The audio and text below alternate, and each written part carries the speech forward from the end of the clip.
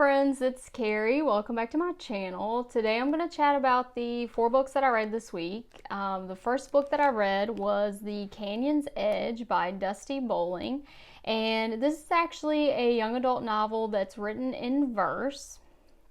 And I've noticed there's quite a few books that are coming out for young adults that are written in verse, and I enjoy those. I feel like they're a great way to get reluctant readers to read because they're extremely accessible and they don't require a whole lot of time, and a lot of times they have really neat text formatting that become part of the story and add a little bit to the story. So like for example, here we have the word canyon, and it's like a slot canyon because the setting for this book is a slot canyon in Arizona. So we follow our main character Nora, who is going rock climbing and hiking with her dad, and about a year ago they suffered a traumatic loss when her mother was murdered in a random act of violence, and her and her father are both suffering an extreme amount of grief and also PTSD. So they're having a hard time readjusting to normal life. And so Nora's no longer allowed to go to school, and the only place her father really lets her go is to the slot canyons. On this particular day, there is a flash flood, and that's really where the story begins. So this is a story of survival. We see Nora separated from her father, and she has to deal with the elements and dehydration and venomous snakes and scorpions, and also this beast that has kind of haunted her since the day of her mother's death. And so this is a pretty amazing story of resilience and love and forgiveness and survival, and I really enjoyed it. The second book that I read this week was Euphoria by Lily King, and this story is set in 1933 in New Guinea. We follow 3 anthropologists, and our main character is actually based on the real anthropologist Margaret Mead, who became famous in the early 1900s for her studies of social conventions, sexuality, and temperaments of the different tribes in the South Pacific.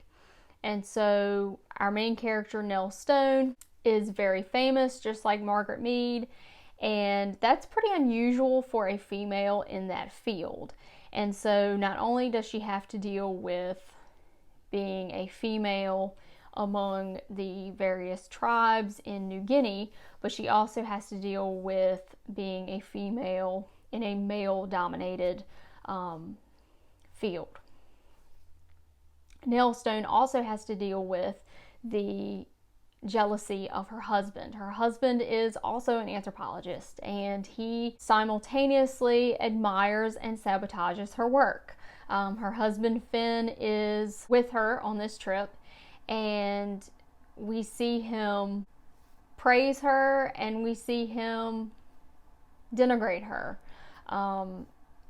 It's a very volatile relationship, and it's one that we see play out in the jungle.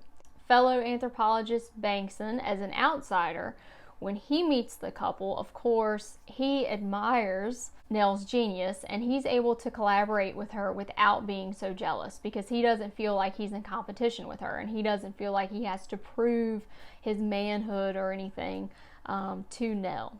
And so they develop a friendship, which we'll see also develops into a romance. And so we do have this love triangle that develops. I know some people don't particularly like love triangles, but the love triangle in this book was extremely well done. And because in this book you're getting several points of view and you're also getting Nell's journal entries, you really feel like you're in the field with these anthropologists. And so I felt like the love triangle developed very organically. At the end of the book, there are questions that are still there. There are several things that I'm still thinking about with regard to this book. And I will say that even though the tribe's kind of on the periphery of this love triangle. You know, they're not really in the middle of this love triangle that's happening with the anthropologist. They are extremely perceptive when it comes to what's really going on and the real true natures of these people. And, you know, Bankson, there are certain things that he hasn't figured out about this marriage that the tribes people have already figured out. And one thing that I found very interesting that I think it was Nell pointed out, that once you learn a native language, you lose a little bit of your ability to pick up on subtle cues, because, you know, when you're in a room and you don't speak the same language as a group of people, you are very attuned to their facial expressions and their mannerisms and kind of their body language. And so you can tell a lot about what's really going on, and sometimes what people say and it's not what they really mean. And so Nell points out that when you learn the native language, you lose a little bit of your ability to, you know, perceive what's truly going on, because you're so caught up in trying to translate and pick up on the words that you're not paying as much attention to some of those cues that you might otherwise pick up on, which was pretty interesting. I don't know a lot about anthropology, but this book did have some interesting thoughts about that. I thought it was pretty neat. Of course, the tribes that they talk about are fictional, but that aspect of the book was pretty cool as well. I enjoyed this book. I would definitely recommend it. The third book that I read this week, I listened to as an audiobook, and that is Call of the Wild by Jack London. And of course, this is a classic. Most people have read this book as a child. I never did, so it's on my list of 100 best books, so wanted to make sure I fit this in sometime this year. Most of you know the story behind this book. We follow a sled dog named Buck, who ends up being sold from his home in California to Alaska. Buck has to survive not only the climate, but a series of owners that can be quite violent as well. This is definitely a story of survival, a story of adaptability and love, and I can see why this is a classic. This deserves all of the hype that it gets because Jack London was able to put me in the mind of a dog, I feel like. I feel like this character, Buck, really came to life for me, and I feel like the character also mirrored the people in the book, because I feel like that as we followed Buck from California to Alaska and through the series of different people and dogs that he encounters, that he has to adapt to all of these different situations, and he has to listen to his gut instinct. He has to exhibit violence when necessary in order to survive. And the people in this story also have to do those things as well.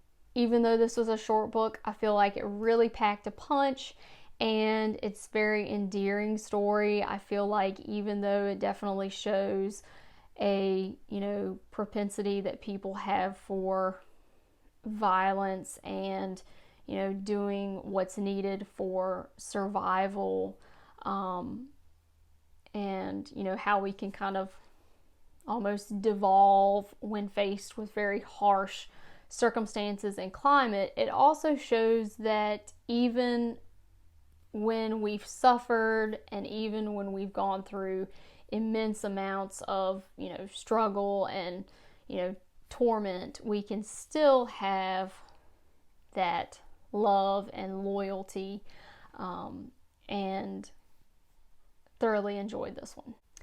The last book that I read this week was also an audiobook, and it was The Alchemist by Paolo Coelho. And this is another book that has received a lot of hype. It's one of those books that I know Oprah talked a good bit about. And it is an allegorical novel. We follow a young shepherd boy named Santiago who ends up traveling from Spain all the way to the pyramids in Egypt in search of this treasure. This treasure is all part of his personal legend.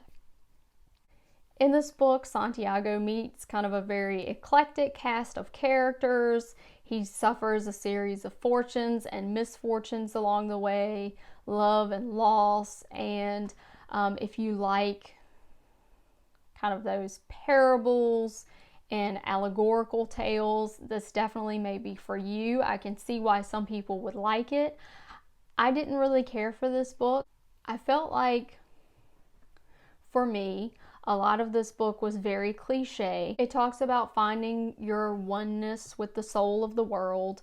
So kind of like the force, may the force be with you, or God. This is definitely a work of spirituality. It talks a lot about seeing omens, and it talks a lot about the world kind of pushing you in the right direction and seeing the good in things, kind of being your own alchemist. So turning whatever is happening into gold for yourself and following your dreams. So there were definitely some positive messages in this book. It was definitely a positive book, some cute little stories in it, but I didn't really see stars with this book. I wasn't blown away by it. I think this was a nicely written allegorical novel, but again, there were a few too many cliches for me, and the ending just fell flat. So that's all I got this week. If you're reading anything good, let me know in the comments, and I hope I will see you in my next video. Thanks, guys.